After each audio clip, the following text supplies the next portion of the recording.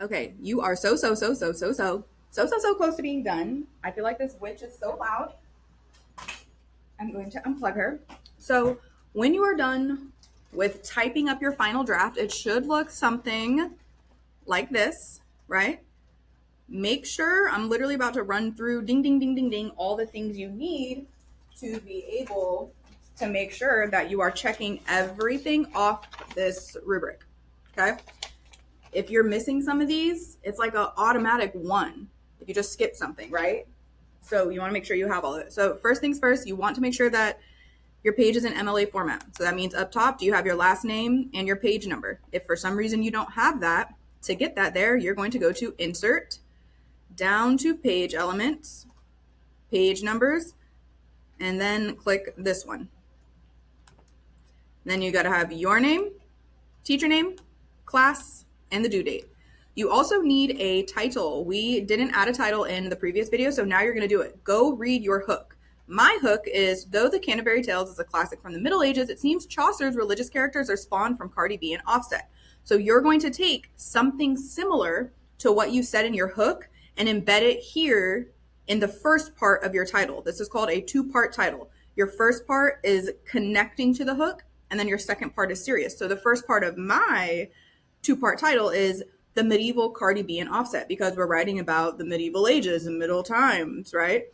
And then my second part is religion in the Canterbury Tales. You can also use religion in the Canterbury Tales for your second part of your title. It's formal, it's basic, and it is what it is. So do me a favor. Once you have your two-part title, highlight it and go ahead and make it bold. You're doing this for me, so I know that you took the time to check your work, because y'all love trying to rush and get it done. We're going to go through and literally change the color, change the formatting of multiple things to make sure you have all of it. So, first thing we're going to do, I'm coming over here to the hook page. We are going to make our hook. Go find it in your packet. Literally, this is the exact same thing, except mine is typed. Come over here, boom, find your hook. I'm going to change this color. Our hook is now going to be yellow. So come to your Google Doc. Find your hook on here. Change it to yellow to make sure we have it. If I come to your page and I don't see yellow, that means to me you don't have a hook. You should be able to know what your hook is because you wrote it, and on the paper it says hook. So boom, hook is now yellow. Up next, flip your page, find your tag in your intro. Mine says The Canterbury Tales is a frame story told by Geoffrey Chaucer. That gives us a snapshot to the Middle Ages. Let's make this orange, okay? Come to your document. Your next sentence should be your tag. Make sure it has the whole tag in it. Title, Canterbury Tales, Geoffrey Chaucer, frame story, and say something about the Middle Ages. Boom. We're making this orange. Yours should now be orange. Up next, we got a little bit of background information. My background information says blah, blah, blah, all of this. Highlight, highlight, highlight, go down, down, down, down, down. Find your background information. It is in your packet. You got to go find it. Let's switch this to red. I'm making it red, but then I'm also switching the text to white, so it's still easy for me to read. You could do that, or you could not do that. I would love if you did. So here's my background information. I'm switching this to red, and then I'm going to make my text white so I can see it. So boom, you should have three things highlighted now. And now some of you guys might not have this. If you didn't watch the videos initially, you don't have your thesis yet. So for this next one, this still says background information. Your thesis should do two things. One, take a stance on what you are saying. Taking a stance just means like you're picking what your opinion is. You are putting in one sentence, this is my opinion, this is true. You always say that your thesis is true, right? Because you're arguing that your opinion is right. And then you're making your claims. That is telling me what two characters Chaucer uses inside of this story to prove your point. So a thesis looks like Chaucer chooses to intentionally poke fun at religion during the Middle Ages in England. That's my stance. Chaucer's making fun of religion. He's poking fun at them. And then my claims, specifically by using satire and irony into the descriptions of the nun and the friar. Now I'm telling who my two people are.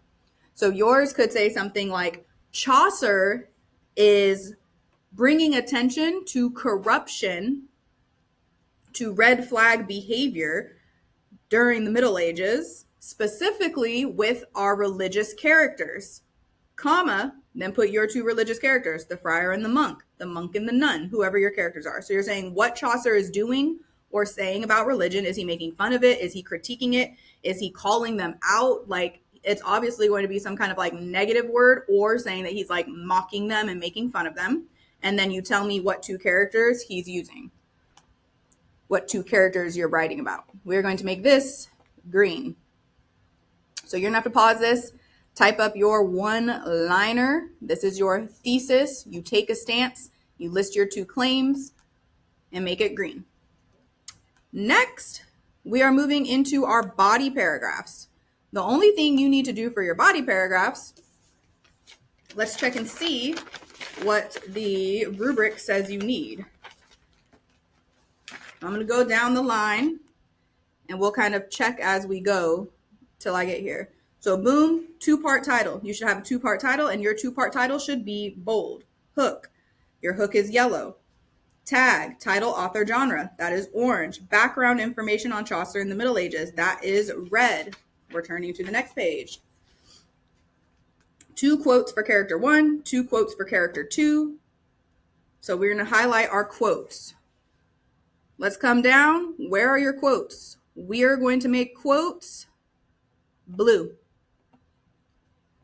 Here's one quote. Here is my second quote.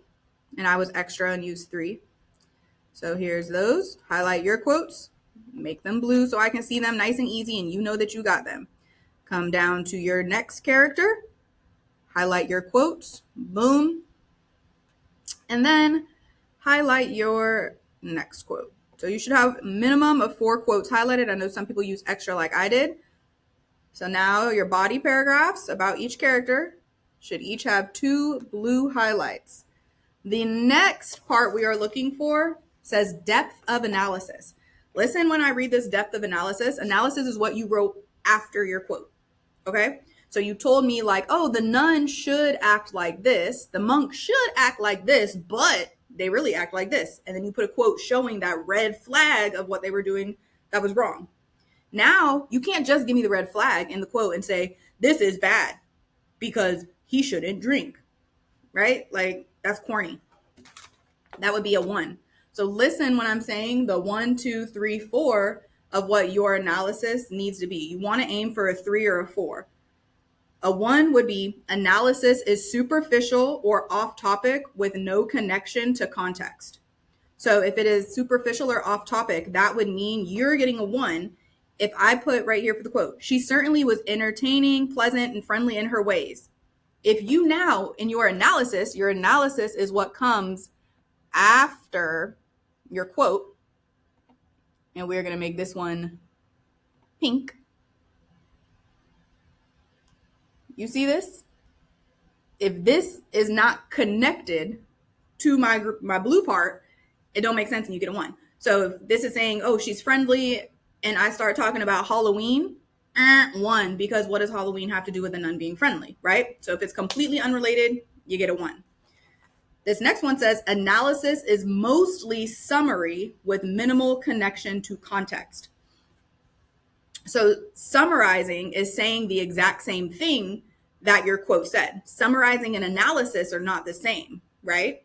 If we're thinking like somebody's telling you a story, they giving you the tea, right? There's 2 parts to a nice little gossip session. The first part is somebody is summarizing what happened. They're giving you the information. They're saying, okay, well, she said this, and then this happened, and then that happened, and then this happened.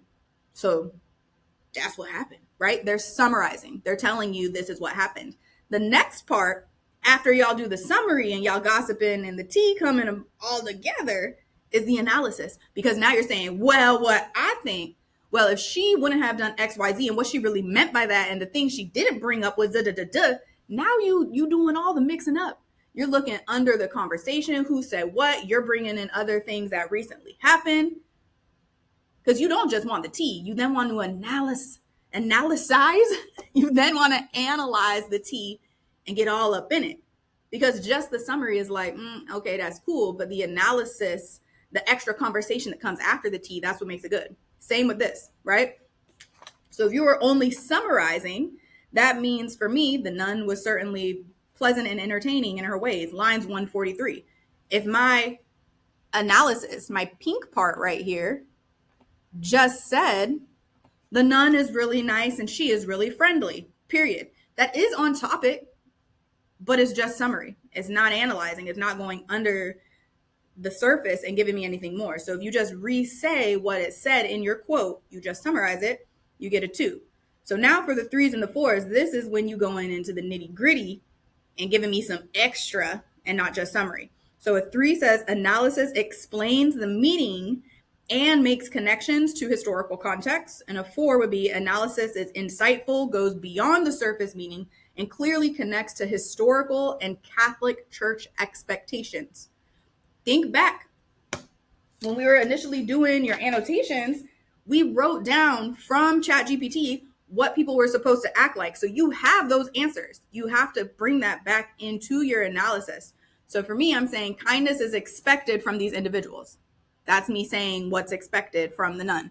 Kindness is expected from the nun, but now is when I'm analyzing, right? I'm like, okay, she's nice, but she's going overboard. She's choosing to behave in a way that draws attention. She's being a pick-me. She's providing entertainment for people when really she should be praying for people, right? So now I'm doing the analysis. I'm not just re-saying she was friendly. I'm saying, yeah, she was supposed to be kind, but, and then I go under the surface and talk about her behaviors and why it is a red flag, why that looks bad considering she is supposed to be this perfect example of the Catholic Church.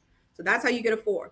Bringing in that ChatGPT stuff we had about how she was supposed to act versus how she was really acting and going under the surface, not just saying what Chaucer said, but re-explaining why that's important, why that's such a red flag.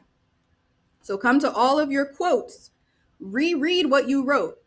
If you want, you can just make it pink. That's cute. You can make it pink. Go ahead. But if you just make it pink and then it's due to analysis, I'm going to give you a 1 or a 2. So some of these you might have to extend. Some of these you might have to go back to your annotations and add some stuff that we had got from AI helping us out, right? It's okay to go back and look at your work. I know it's like, oh, I just want to be done, but go back and look at it because I'm literally going to sit here with this while I grade. Ding, ding, ding, ding. And I grade writing hard because like, hello, you guys are smart and you can do this. You just got to go back and add. So let's look at my next analysis.